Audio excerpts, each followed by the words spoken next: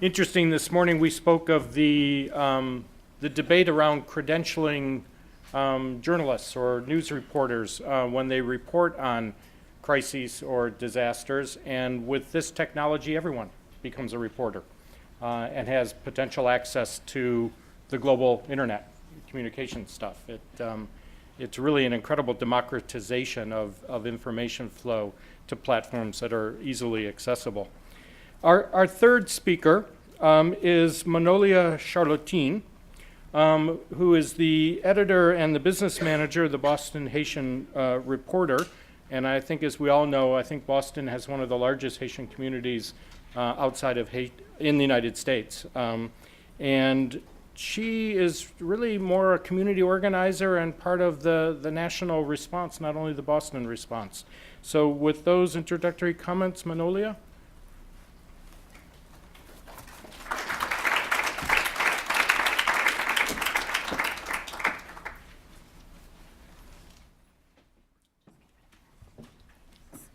Thank you. Can you all hear me all right?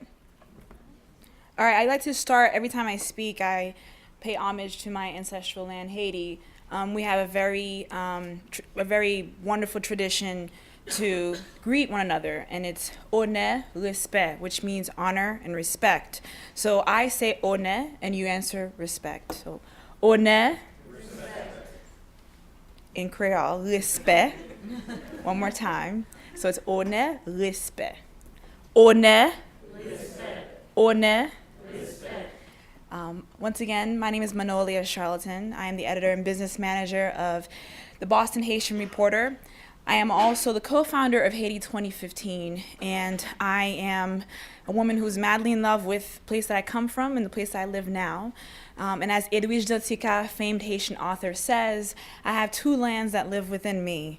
And those two lands converged in a very, very powerful way on January 12th. Now, let me bring you back to a week before. I had lived my dream, or started to live my dream of beginning to help my homeland when we launched Haiti 2015, a grassroots campaign to connect young people in Haiti and for them to get to know their country.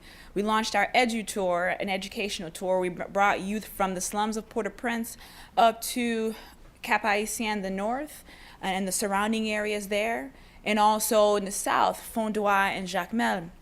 And we did this for a couple of reasons, because many of these urban youth do not know their country because the roads and infrastructure is difficult to get by, and many of their family who had traveled from the outsides, the countryside, once they settle in Port-au-Prince, they don't want to send their children back because it might be either dangerous or they don't have enough family in the outskirts. And so we felt like it was important, if we were going to contribute something to the country, that we could start with having most of the youth get to know the country. And that's why we did that. And I remember when we were planning this, many of our mentors and sort of folks who had been on the ground for a long time said, this was impossible. You can't travel around Haiti in a bus for 1 week and go all the way from Port-au-Prince to Cap-Haïtien and come back down south. That's impossible in a week.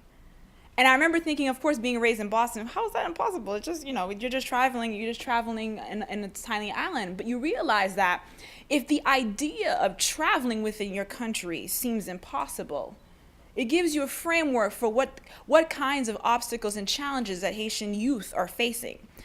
I say youth specifically because it's very important to note that half of Haiti's population is about under 25 years old. This is a very young country. And so for us to have accomplished this and to have been part of something very powerful, we brought these 25 youth to see their country and to see their reaction to the Citadel, which is one of the world wonders that we have in Haiti. To see their reaction to that, to see their connection to their ancestors, to see the connection to the peasants on the countryside, and realizing that as city folk, we're not smarter than people who live in the country, we just live in a different way. And that was very powerful. So for me, January 12th in the morning, I was on a high. Now, whenever I go to Haiti, I always plan to come back. The very next day, I'm already planning my trip back to Haiti, which seems very strange to people who live here. But although there are less amenities there, I feel more at home. And so January 12th, I was planning my trip back. My birthday's in January, and I'd never been to a carnival in Haiti, which is lacking of a real Haitian experience, as I've been told. So I was planning my trip back, looking at tickets back. And so when my co-founder of Haiti 2015 called me that afternoon, I thought he was returning my call about plans. When he said that an earthquake had just struck Haiti, I was just flabbergasted. I mean, I think time stood still. So I think, I'm not sure that I could experience such a high and then such a low all in one day. But we quickly moved into action. What we were able to do as a result of that campaign we started, we were able to connect all those folks that came together to make the EduTour happen. We were able to connect 3 different parts of the country together so that OCAP, that was not as heavily hit, was able to send goods and resources. We quickly realized that the diaspora, we had more access with those first couple of days after the earthquake with Haitians inside of Haiti than they did with each other. So we served as a connector. So I remember I would call our good friends in Cap Haitien, and I would get one message, and I'd have to call friends who were in Jacmel and say, okay, here's what OCAP is doing. They're coming in this day. They're bringing these. What do you need? And then Jacmel would tell me, well, you know what? We can actually get to Port-au-Prince now because we're okay. And so we ended up coordinating on a grassroots level, folks inside of Haiti using technology and being able to get in touch with folks. So that's one aspect of it. The other aspect is local news.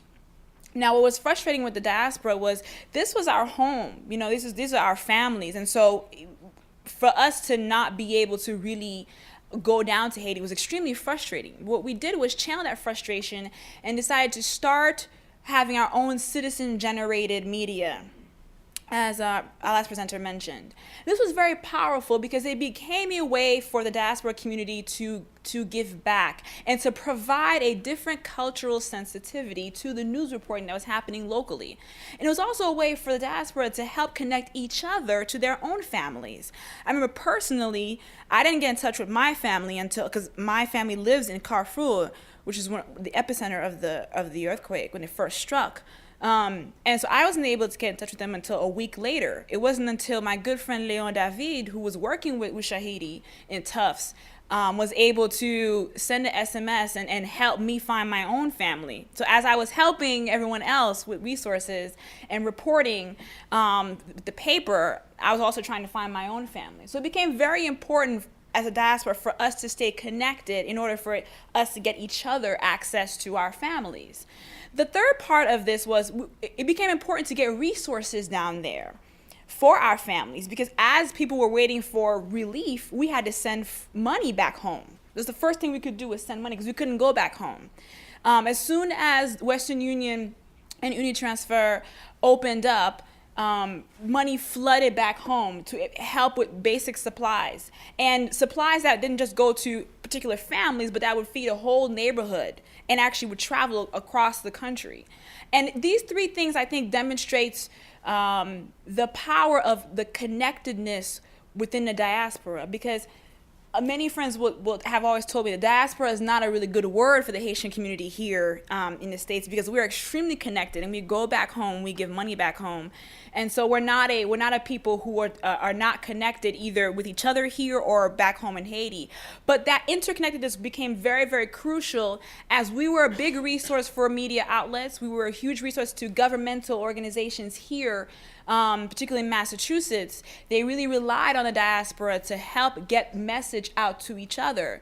As churches rallied, elected officials rallied, you had the governor demonstrated extreme leadership in helping to bring resources together. So I think what I saw during that disaster period was a community that was was awestruck by the disaster, but definitely was able to take all of the resources that was available to it and its connectedness and its access to local media and its access to local officials here and actually really respond to each other and to their families back home. I want to talk a little bit about the paper itself, the Boston Haitian Reporter. We're celebrating our 10th anniversary this May. And so for us, we have credibility and some real connection with the community. So when the earthquake hit, my managing editor received calls nonstop Now, unfortunately for him, he's also the husband of one of the Haitian American elected officials here in Massachusetts, so they got double calls between the two of them. But we were lucky in that one of our regular correspondents was actually in Haiti, so we had a chance to get live coverage and get live news back home from Haitians. Not that Haitians were not watching CNN and all the other major outlets, but there was something more personal, more connected, having a Haitian person providing reports on the ground. We weren't the only ones doing this. Several of the so-called pirate radio stations were doing this here in Boston. Radio Énergie was one of them, Radio Concorde. And so it became really important to get that message from your own media source. We worked very closely with AP and some of the large news media outlets for us to give our own reporting out there and get it out to the community. That was another major aspect. The third thing I like to talk about is the aftermath of the earthquake. What happened when the diaspora was actually able to go down. The actual relief part of this was really crucial, in that many of the stories we had heard were not of the diaspora. It was of the international organizations and their tremendous effort. But to be frank with you, it was Haitians who were helping Haitians throughout this crisis. As the poet in residence, Kwame, said earlier, in terms of the women being the backbone of the country, it displayed itself very, very prominently during the relief effort, especially the 3 months after. So while the international community was absolutely tremendous in the effort that they put out, Haitians really were the ones who were on the front lines helping each other. And the diaspora did not lead sort of major singular efforts. There was not a huge delegation from Boston or a huge delegation from New York or Miami. But what they did do was, with their small knits and churches, their small hometown associations, they went down. I know people who went down to Haiti at least 3 to 5 times in that first 3 to 4 month period. I know people whose bank accounts are depleted because they would go down and bring resources because they'd have none. So I think one of the biggest stories that were not told immediately after the earthquake is the diaspora involvement in the actual relief effort, and that at the end of the day, it was Haitians really helping themselves. And I'd like to leave you with this, as someone who I'm not a pure journalist in terms of that's all I do. I'm a community person. That's where I come from, so I have a holistic approach to things. I think one key thing for us to notice is there should always be dignity in the reporting, especially with a disaster reporting in a third world country, a third world black country. I'm going to put it out there. There was a lot of racism in the reporting. There was a lot of poverty, we call it poverty pimping in the reporting. These poor black people, these poor Haitian people, once again, oh my God, can they take this? Oh, they're so resilient. As if Haitians were going to crumble the way the buildings crumbled. So I'd like to sort of challenge you all to think about how we're reporting about these disasters, particularly if they're in areas that are impoverished. That while the areas are impoverished, they're full of rich culture, rich people who have a lot to offer each other and a lot to offer us here. Thank you.